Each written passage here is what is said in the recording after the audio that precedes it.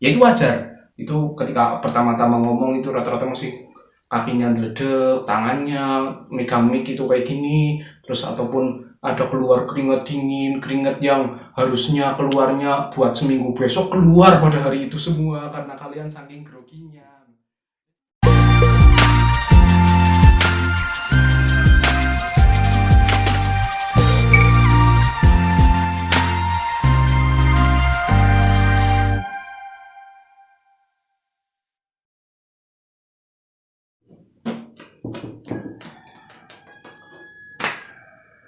Assalamualaikum warahmatullahi wabarakatuh. Makan bebek enaknya pakai sambal. Welcome back to my channel. Kali ini kembali lagi masih bersama The Ans Official. Ans, anak nakal tapi soleh.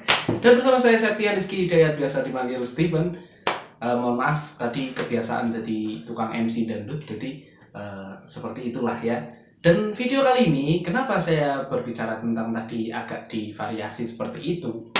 Karena hari ini kita akan membahas tentang cara berbicara di depan orang banyak. Langsung saja tanpa panjang lebar kita masuk ke videonya. Cara yang pertama, kita harus menganalisa sebelum, saat, dan sesudah ngomong di depan orang banyak. Jadi ada sebelum nih. Sebelum itu apa saja sih? Sebelumnya sedurungnya lah. Sebelum itu, jadi sebelum kita ngomong di depan orang banyak, kita harus satu, persiapkan materi. Materi ya, satu, persiapkan materi. Karena apa? Karena ketika kita ngomong di depan orang banyak, itu harus siap dengan materi. Karena kita akan sangat lagu sekali ketika ngomong di depan orang banyak. Itu seringnya orang-orang itu atau apa ini menggunakan kata-kata yang berulang kali kayak harus berulang-ulang, itu karena mereka tidak persiapan materi dengan baik dan benar. Makanya yang pertama sebelum melakukan kayak seperti itu kan tadi, itu contoh yang salah kan. Jadi sebelum melakukan ngomong di depan orang banyak, itu yang pertama tadi kan saya pertama kayak gini, terus dikritik saya sama kameramen di belakang sana, ya langsung domong nabai. Satu kakak yang gini Jal. Satu itu persiapkan materi, hafalkan materi sebaik mungkin. Lalu kedua, cek audiensmu. Audiens maksudnya wong sing diajak ngomong itu siapa mereka. Kamu bisa analisis mereka itu yang diajak ngomong cacah SD, apakah SMP, ataukah kalian bisa klasifikasikan itu berdasarkan umur, berdasarkan pendidikan dasar. Ini kita bisa klasifikasikan, dikelompokkan. Kalau kita ngomong di depan orang misalnya, oh mereka rata-rata pendidikannya lulusan SMP atau lulusan SMA. Jadi kalian itu bisa mikir. Jadi berarti aku harus pakai bahasa yang seperti apa? Karena pembicara yang baik itu adalah pembicara yang bahasanya itu sesuai dengan audiensnya. Jadi sesuai dengan pendengarnya. Jangan gara-gara kalian sudah S1, S2, S tungtung ataupun apa, kalian jadi bicaranya menggunakan bahasa yang intelektual, filosofis, dan apapun itu. Ini adalah salah satu itu. Jadi kalian juga harus sesuaikan dengan bahasa, dengan siapa kalian berbicara di depan orang banyak tadi. Oke, itu sebelum kalian mengisi materi atau sebelum berbicara di depan orang banyak, baik itu presentasi ataupun apapun itu dua hal itu yang sebelumnya harus diperhatikan. Satu, persiapan materi. Dua, tentang analisa audiennya itu siapa sih, agar kalian bisa memilih bahasa yang tepat, agar bisa yang kalian sampaikan benar-benar masuk dan menusuk ke dalam renung jiwa dan pikiran audiensnya. Lalu yang kedua, tadi kan yang satu sebelum, yang kedua saat. Pada saat kalian mengisi materi, ada beberapa hal yang harus kalian lakukan. Yang pertama, datanglah lebih awal. Ini saya bicara teori ya, dari awal nanti teori. Datanglah lebih awal. Karena apa?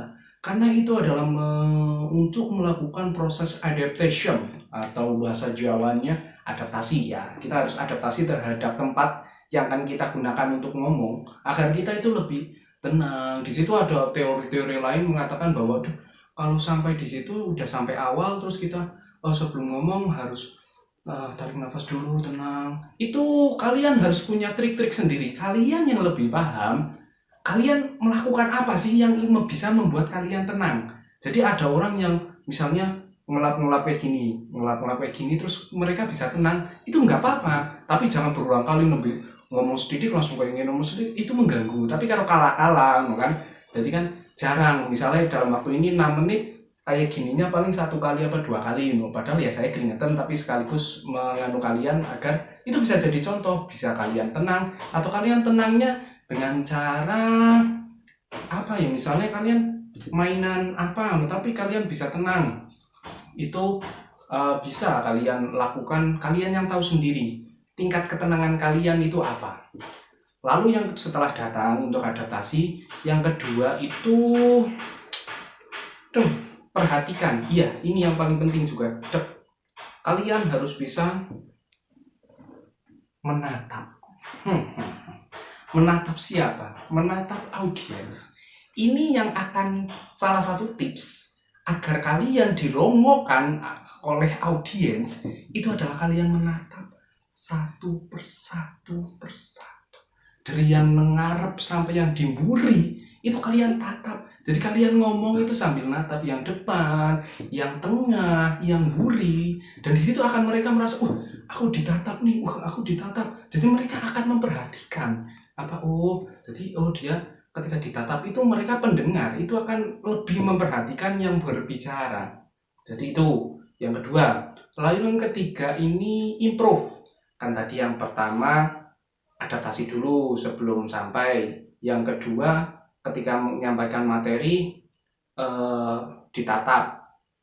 Terus ini ada anu lagi, 5 detik pertama. 5 detik pertama ketika kalian ngomong, itu akan menentukan kalian akan didengar atau tidak oleh audiens. Tadi saya gatel kayak gini 2 kali, terus domei dari kuping pira-pira kayak ngono terus. Oke, jadi itu 5 detik pertama kalian harus memberikan kesan pertama. Kesan pertama ketika berbicara, nembe datang langsung apapun itu kalian lakukan hal-hal yang membuat orang itu akhirnya menatap kalian. Tadi kan sudah. Lalu yang ketiga, improve. Kalian harus bisa improve. Jadi ketika ngomong di depan orang banyak, itu harus pintar-pintar kalian punya apa ya?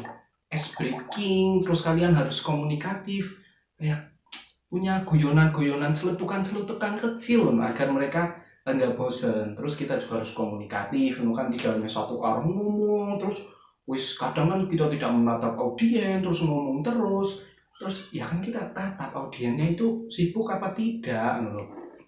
Terus setelah itu kita improve kayak tadi speaking, punya permainan kecil untuk agar audiens tidak bosan dengan kita. Dan improve-nya itu terserah kalian yang coba cari-cari yang sesuai dengan kalian. Jangan memaksakan, ini catat, jangan memaksakan. Karena apa? Karena improve yang alami itu adalah improve yang akan sangat diterima oleh audiens. Karena audiens itu tahu mana yang kalian hanya modus, mana kalian yang memaksakan, mana yang kalian alami. Jadi kan pastikan kalian punya beberapa improve yang bisa digunakan agar kalian itu tidak membosankan. Oke, yang selanjutnya tadi sudah sebelum materi, lalu pada saat materi, yang terakhir setelah materi.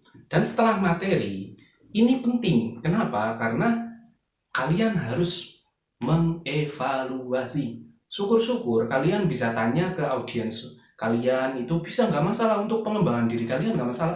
Tadi saya kurangnya apa sih, apa-apa. Atau kalian ya bisa dirasa sendiri, saya kurang puas di sini, saya tadi menyampaikan di poin ini kurangan, berarti saya materinya yang kurang baik. Atau saya terlalu kaku, berarti saya yang harus diperbaiki gerak tubuh saya. Ataupun bisa kalian sekali-kali dokumentasikanlah di video ketika kalian menyampaikan sesuatu, gaya bicara saya atau tatapan saya, ataukah ada apa saya misalnya, itu kalau ketika saya menyampaikan saya keringetan, itu masih terlalu lah, itu bisa. Dan ada tips dan trik, tips agar kalian tidak keringetan, tidak. Kadang kan ada orang yang kalau ngomong di depan orang banyak bergetar nih sikilnya tadi tangannya ini sikilnya biar kata tadi bisa meledek gitu. Kadang kalau ada meja apa ada yang nutupi itu bisa menyelamatkan kalian, kalau tidak ya itu wajar. Itu ketika pertama-tama ngomong itu rata-rata masih kakinya meledek, tangannya megang mic itu kayak gini, terus ataupun ada keluar keringat dingin, keringat yang harusnya keluarnya buat seminggu besok keluar pada hari itu semua karena kalian saking groginya. Jadi itu tipsnya cuma satu, terlepas dari tadi kan sudah secara teori ya, saya sudah mau ngasih tips secara teori. Sebelumnya harus persiapan materi dan analisis peserta yang ngerungokna itu siapa, yang pada saat harus adaptasi dulu, harus bisa improve terus tatapannya, terus setelahnya harus bisa evaluasi. Nah ini kalau kadang kalian juga harus mengetahui kelebihan dan kekurangan kalian pada saat menyampaikan materi. Kadang penyampaian terlalu cepat, kita pelankan. Kayak saya ini, saya pelankan lagi, atau kalian ketika terlalu cepat kan kadang belibet, ya dipelankan lagi. Tapi kalau saya terlalu pelan itu jadi lupa, ya kalian perkuat lagi. Jadi kalian bisa untuk latihan dan latihan. Ini yang di luar materi dari 3 hal tadi, di luar teori. Satu hal yang paling penting dalam tips berbicara di depan orang banyak adalah jam terbang. Hanya itu saja. Saya sudah bicara tadi, saya sudah mempelajari segala teori tentang cara berbicara di depan orang banyak agar tidak grogi, agar tidak apa, tapi nyatanya nggak bisa. Hello, tidak semudah itu. Untuk saya sampai banyak orang untuk sampai di titik di mana dia bisa ngomong dengan santai, dengan tenang di depan orang banyak. Jangan lihat pada saat itu saja, tapi lihatlah proses mereka sampai di titik itu mereka butuh waktu berapa lama, butuh jam terbang yang berapa banyak. Dan semua itu adalah proses. Nah, kebetulan teman saya itu tidak percaya dengan proses, tapi dia percaya dengan usaha. Tapi intinya itu 2 hal itu hampir sama lah. Proses itu ya bagian dari usaha, usaha itu ya bagian dari proses. Jadi itu 2 hal yang bisa dikaitkan lah, meskipun ini kursi saya goyang jadi ada suara-suara aneh. Ya itu, kalian harus bisa improve ketika kalian berbicara di depan orang banyak. Dan ini pun ada skill lain ketika berbicara di depan orang banyak dan berbicara di depan kamera, itu beda lagi. Itu akan menimbulkan efek-efek. Padahal ada orang yang sudah bisa di depan orang banyak tidak mengeluarkan keringat, tapi ketika di depan kamera itu bisa saja mengeluarkan keringat. Karena ya ini beda lagi sih, beda audiens, beda level adrenalin lagi. Mungkin videonya cukup itu saja yang bisa saya sampaikan dari kami The Ans Official. Kesimpulannya, ngomong di depan orang banyak adalah proses. Ya terserah itu simbol dari proses itu gimana. Mikir, kalau ini mikir. Ngomong di depan orang banyak itu butuh jam terbang. Jam terbang, mana jam? Ini HP terbang, just kalau ada jam terbang. Jadi kita butuh jam terbang yang banyak. Itu kenapa kita harus proses. Cukup sekian dari The Ans. Ngomong berapa menit nyong gigi? Ngomong berapa menit? 13 menit. Astagfirullah, kasih. Ya ini kadang orang kalau udah tadi saya sudah closing ya malah ngomong lagi, nggak apa-apa karena itu jam terbang. Ngomong 13 menit tanpa ada ini tuh karena jam terbang. Jadi kalian banyak kalau saya lagi ngisi materi dan lainnya itu, kok bisa sih nggak grogi, kok bisa sih setenang itu, sesantai itu? Jawabannya cuma satu, terlepas dari teori yang saya katakan tadi, jam terbang. Jam terbang adalah proses. Sekali lagi, waspada. Jam terbang adalah proses. Sekian dari The Ans Official. Masih bersama Ans, anak nakal Nabi Soleh, dan kembali bersama saya Septian Rizky Hidayat, biasa dipanggil Steven. Undur diri, tadi closing 2 kali saya. Bila ada kritik dan saran, masukan ataupun apapun itu bisa ditulis di kolom komentar di bawah ini, dan juga bisa di deskripsi ada kontak dari admin. Jika kalian butuh tips, saran ataupun ada masukan materi, mau besok bahas ini dong, ataupun kalian pengen collab dengan kami, ataupun pengen endorse, kalian punya baju ataupun punya apa, pengen terkenal, di endorse ke kita biar kita mengenalkan ke masyarakat luas, itu kalian akan lebih terkenal. Terserah apapun itu, endorse baju maupun apapun itu. Cukup sekian, kami harus closing selama 3 kali, tidak masalah. Assalamualaikum warahmatullahi wabarakatuh. Wis,